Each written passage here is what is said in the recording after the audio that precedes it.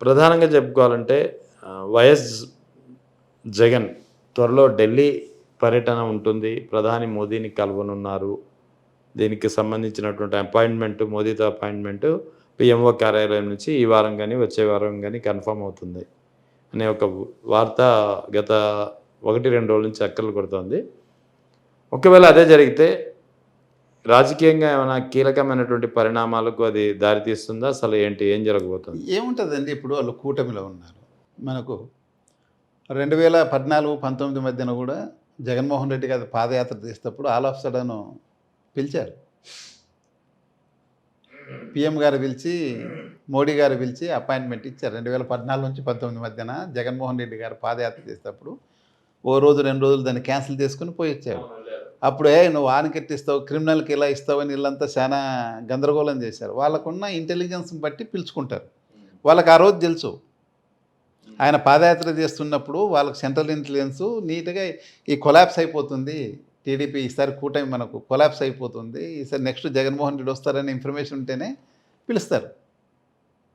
అప్పుడు పిలిచారు. ఇప్పుడు కూడా అటువంటిది ఏమన్నా ఉంటే పిలుస్తారు. అంటే ఇప్పుడు కూడా నెక్స్ట్ కమింగ్ ఎలక్షన్స్‌లో వైఎస్ జగన్ రాబోతున్నాడు అనేది ఒక కన్ఫర్మేషన్ తోటే పిలిచారంటారా? ఉండొచ్చు. జనాలంతా అదే అనుకుంటున్నారు పల్లెల్లో.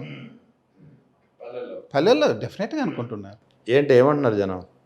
అసలు మా విలేజ్నే తీసుకుంటే ఊరు కన్యగా యూత్ అంతా చెడిపోయిందండి. మా ఊర్లో మేము చిన్నగా ఉన్నప్పుడు కానీ, లేకపోతే జగన్మోహన్ రెడ్డి గారు ఉన్నప్పుడు కానీ, ఆ కల్లంగడి అనేది ఊరికి ఒక 6 కిలోమీటర్లు. కాదు, అది కాదు సార్. ఇప్పుడు 2 ఏళ్ల క్రితం జరిగింది ఎలక్షన్, జస్ట్ 2 ఇయర్స్ అయింది అంతే. 2 ఏళ్ల క్రితం జరిగినటువంటి ఎలక్షన్స్‌లో అన్ని చోట్ల వైఎస్ఆర్ కాంగ్రెస్ పార్టీని చాలా ఘోరంగా ఓడించారు. అవును. ప్రజలు చాలా వ్యతిరేకమైనటువంటి తీర్పిచ్చారు. మరి కేవలం 2 ఏళ్లలోనే లెట్ మీ కంప్లీట్. కేవలం 2 ఏళ్లలోనే ప్రజల్లో అంత మార్పు ఎందుకు వచ్చింది? ఎందుకంటే మీరు అబ్జర్వ్ చేశారు, చాలా ఘోరంగా తిడుతున్నారని మీరు అంటున్నారు కాబట్టి. నేను అబ్జర్వ్ చేసింది ఏమంటే, ఘోరంగా ఓడించలే, ఘోరంగా మోసపోయినారు ఓటర్లు. Right, okay. ఏదైనా జగన్మోహన్ రెడ్డిని ఘోరంగా ఆయన ఓడించలే, ఘోరంగా ఓటర్లు అనేవాళ్ళు ఓటర్లని మోసం చేయబడ్డారు. ఓటర్లు మోసపోయారు. నీకు అర్థమైంది? సూపర్ 6 అనేది దానికి అట్రాక్ట్ అయ్యి వేశారు ఓట్లు. సూపర్ 6 అయ్యా బాబు, ఈ జగన్మోహన్ రెడ్డి ఉంటే కుటుంబానికి ఒక పిల్లోనికి ఇస్తాడు 15,000, ఈయన వస్తే నలుగురు ఉంటే నలుగురు 60,000 ఇస్తాడు, 5 మంది ఉంటే 15,000 75,000 ఇస్తాడు. ప్రతి నిరుద్యోగి భృతి కింద 3,000 ఇస్తాడు. ఓకేనా? ప్రతి స్త్రీకి 18 ఇయర్స్ కంప్లీట్ అయ్యి 59 ఇయర్స్ కంప్లీట్ అయ్యి 60 పడేంత వరకు కూడా నెలకు 15,000 ఇస్తారట, సంవత్సరానికి 18,000. ఓకేనా? ఇట్లాంటివి ఎన్ని స్కీమ్స్ చెప్పారు వాళ్ళు. అన్ని స్కీమ్స్ పడితే నిజమే కదా. అందులో ఇట్లా పొలిటీషియన్స్ చాలా ఈజీగా డబ్బిస్తారనేది జగన్మోహన్ రెడ్డి నేర్పించింది. జస్ట్ నవ్వుకుంటా బటన్ నొక్కుతున్నాడు ఆయన. వెనక ఎంత బాధలు ఉన్నాయో మనకు తెలియదు. ఒక బటన్ నొక్కేస్తే దన్ అని మనకు మెసేజ్లు వచ్చిపోయాయి బెనిఫిషరీస్కి అంత సులభం. బటన్ నొక్కితే డబ్బులు వస్తాయి.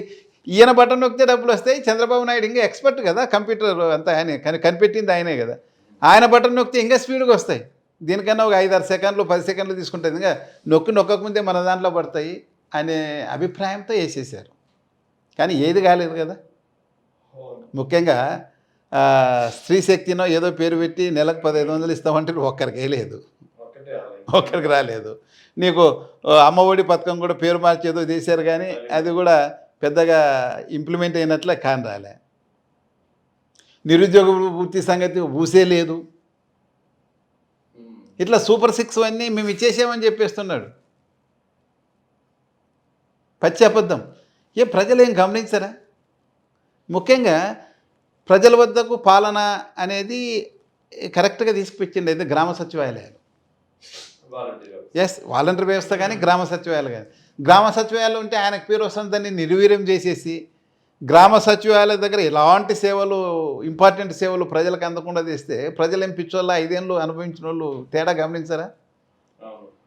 ఇప్పుడు పండించిన ధాన్యం కొనుగోలు కానీ, లేకపోతే వాళ్ళకు ఎరువులు, మందులు, క్రిమిసర్వాక మందులు కానీ, లేకపోతే విత్తనాలు ఇచ్చే దాంట్లో కానీ అప్పుడుకి ఎలా ఉంది, ఇప్పుడు ఎలా ఉంది? ఇప్పుడు చెప్పాను నేను బీమా గురించి, పంటల బీమా గురించి.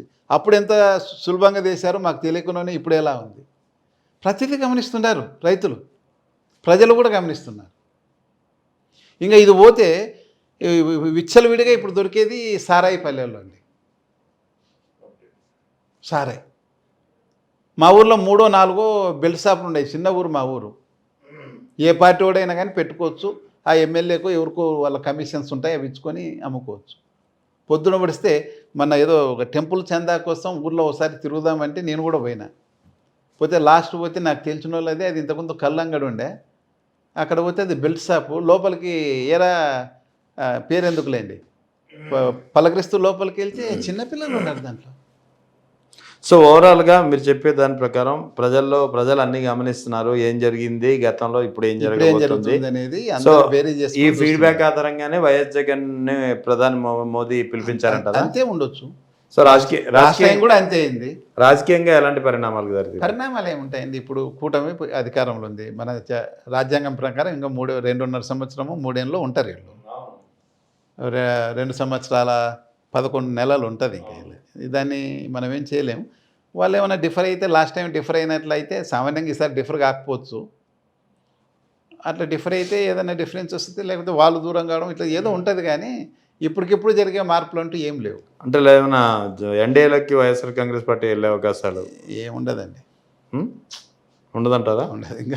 ఇంకా వేచి చూసే ధోరణి అనేది, ఒకవేళ వాళ్ళకి ఏదన్నా వైసీపీ వాళ్ళు ఉంటే నా సలహా ఏమంటే ఇంకా వేచి చూడాలా.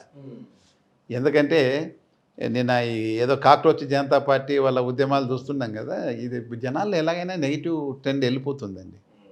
అనవసరం తొందరపడడం అనవసరం.